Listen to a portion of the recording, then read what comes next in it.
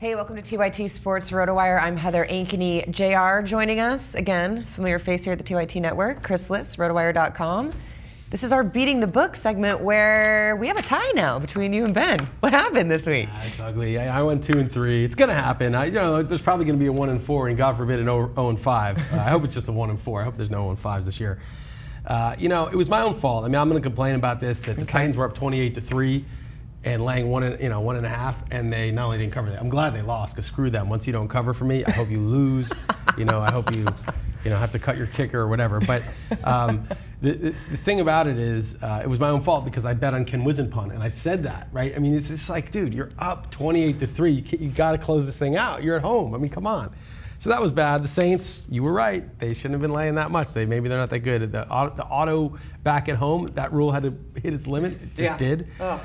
And then Ben and I both had Jacksonville, which we're just stubborn about. People think, why would you bet on them? They haven't covered 4 weeks in a row. Well, you want teams that haven't covered because it gets more and more friendly to you each week. Okay. Right? It's not like just picking a team to win, which if they're a bad team, they could lose week after week after week.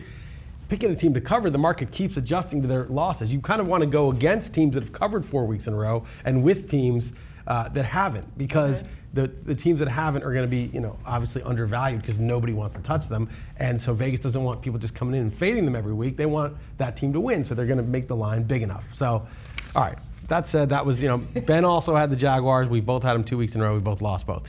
So he got the Patriots there, that push. That was a good pick. I had that in my other picks, but it wasn't one of my 5 official ones. And that was, he called it. Good for him. That was. And man, for a game that was a pick'em. It was a blowout. It was a major blowout. Yes. But that was not surprising in a weird way, even though the Bengals were the best team in football maybe for 3 games, and the Patriots were life and death with the Raiders at home and then got blown out by the Chiefs. But, football week to week, the variance. Exactly. Right? And I think also when it comes to, people always wonder, man, how do these guys in Vegas always get it right? I mean, they know how everyone reacts. And again, I was talking about this right before we came on, how everyone reacted to the way Tom Brady played and to the way the Patriots played last week. And I'm like, oh my God, it's over.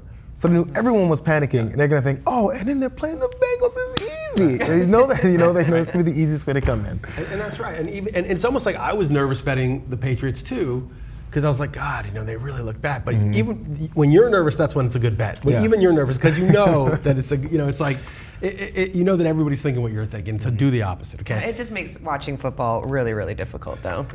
Well, when you start combining all this crap. But it makes it great, because otherwise, why would we be here? Like if it was obvious what was going to happen, then we just, okay. He also had the Texans. That was a good pick. It was close. The Bills was a great pick. Just they won outright. And he and I went head-to-head on the Falcons-Giants. The silver lining is the Giants beat them and covered. So at least on the head-to-head, I was right. 15-9-1. That's not bad. No, that's perfectly fine. All right, so let's look ahead to next week. Okay. Do you have your? Yeah, I have my picks. Your 5? I have all my right. Picks. I have 7, but I narrowed it down to 5 for the purposes of this. Okay. I'm taking the Falcons at home. I'm almost auto back at home. I'm a little nervous the Bears are going to play better because they've just been so embarrassed, and the Falcons D is terrible. What's the line there? It's 3. Do we have that? But I really like Matt Ryan at home. He plays better at home. I hated him in New York, but I like him here, and the Bears D is pretty soft. So I'm going to lay the wood there. Okay. I like Minnesota at home against the Lions. There's a good chance Calvin Johnson does not play. Without Calvin Johnson, Matt Stafford is just not even average. He's Kyle Orton. But he hasn't had Calvin Johnson essentially this whole year, though. Yeah, and he's been very average. Look what he did against the Bills at home. What? What did they do? What were his numbers? Not very good. I mean, they scored 14 points against the Bills. They scored, like 7 offensive points against the Packers a couple weeks ago at home, and he had Calvin Johnson. So one of those, I think he found Golden Tate. That was his first touchdown as a Lion. Oh, that's right. So it all depends. It then becomes one of those collisions where you're thinking, is this something that's going to continue, or is this just a one-time offshoot thing that suddenly has Golden Tate as a fill-in receiver for who he's losing? Well, he's a good receiver, Golden Tate, but he's not Calvin Johnson. Right. It's like he's not going to. There's certain receivers that make the quarterback. They take an average quarterback, and they make him good. They take a good quarterback, they make him great. When Moss at his peak comes to Tom Brady, who was a 28 touchdown guy a year, he throws 50. Okay, like Terrell Owens comes in, Don McNabb, all of a sudden, he wasn't a pocket passer. Now he's a pocket passer. He's got Terrell Owens at his peak. These guys make the QB, right? And Calvin's one of those guys who's made Stafford. I think Stafford's whole career. And my feeling is, without Calvin, Stafford's just ham and egger. You know, he's just a guy. All right, so you're taking. I'm taking Minnesota, especially off the ugly blowout loss. I'm buying low on Minnesota. And that's it. We have that at -2. Yes. Okay. And then I'm taking Cincy at home. I'm a little nervous fading Carolina. Cam Newton played well, but I don't. That Carolina D is very untrustworthy. Like Cincy at home, like buying them low off the blowout loss to New England. I'll lay the 7. Buffalo, I'm taking at New England. I mean, at home against New England, getting 3.5 or whatever. Buffalo is a good team. Their quarterback's a little weak, although Orton played well in Detroit against a tough defense. Yeah. I just think, again, sell New England high off of that. I think Buffalo's team is just as good as New England's team, except for the quarterback, and they're laying 3.5 on the road. What is it, 3.5?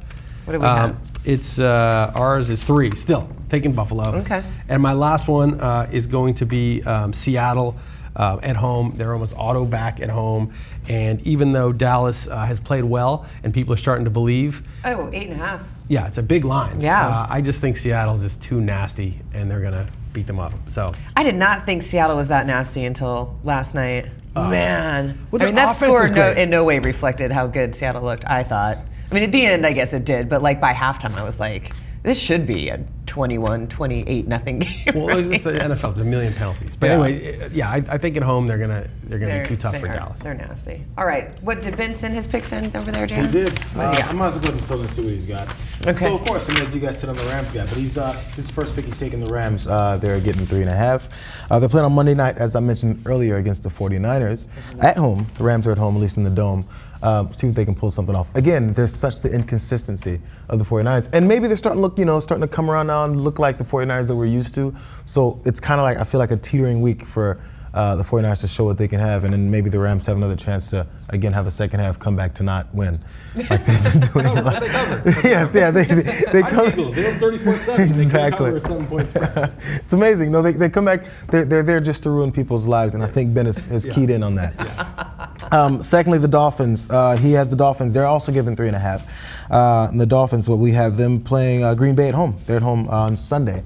And again, I think Green Bay is looking the same way, the same feel you have for what you had with the 49ers, except now I think you have a little more calm, as I think Aaron Rodgers said. Everyone what was the term he had? One word. RELAX. Relax. Yeah. So, and I think we need to go relax. So, Ben has the Dolphins 3.5 at home.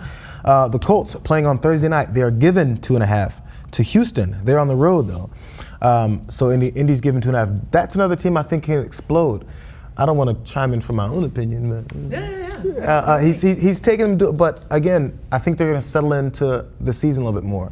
And Houston didn't look horrible. I mean, they looked decent against Dallas last week. And Dallas, I think, I'm getting too deep now, but Dallas, as much as I don't like to see them win, they're looking pretty good, And after first couple disastrous weeks at the beginning, they're looking better. But anyway, again, these are Ben's picks. He's got Indy on the road. And he's also taking the Cardinals. They're getting 3.5. And they're at home against Washington. They're laying 3.5, but the thing is, Logan Thomas might be their quarterback. Yeah. That's what makes me nervous. Carson Palmer also. Well, Carson Palmer comes back. I love the Cardinals. Love him, right? Yeah. But if Logan Thomas is the quarterback, they're still tough at home, and and it's Washington they're playing. Washington's pretty soft. That's the other thing too. Yeah. And lastly, he's got Seattle. They're also giving 8.5. And after last night, Seattle? I mean, I don't know. I think it was a little surprising. They won by 10 last night, I believe, against Washington, as we just mentioned. So again, every week you never know what you're going to see. We have a lot of toss-ups and bounce around with quarterbacks. But when Seattle, they look like the most solid team, and you know what they're going to give you every week and how tough they are. But he's got them. He's taken them and given 8.5. One quick point Ben asked me to make on his picks for this week is he says, I love the Miami and St. Louis picks the most, and Romo will fail in Seattle. It's not an anti-Romo pick, but I don't see that a one-score game, and there's very little difference between 7.5 and 9.5. All right. Yeah. The other thing is Seattle's offense is one of the best offenses in the league, and people don't realize that. Russell Wilson. Right. I mean, it's hard to defend them, and so got that's wheels. Yeah. And he's just smart. He just makes good decisions, and he never takes a hit.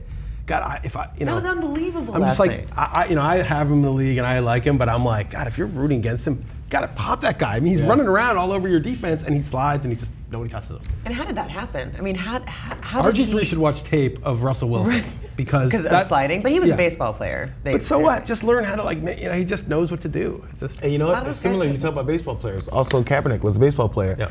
he doesn't get hit that much. I think when he gets hit, he's expecting, he's ready for it, he's ready to deliver it as well.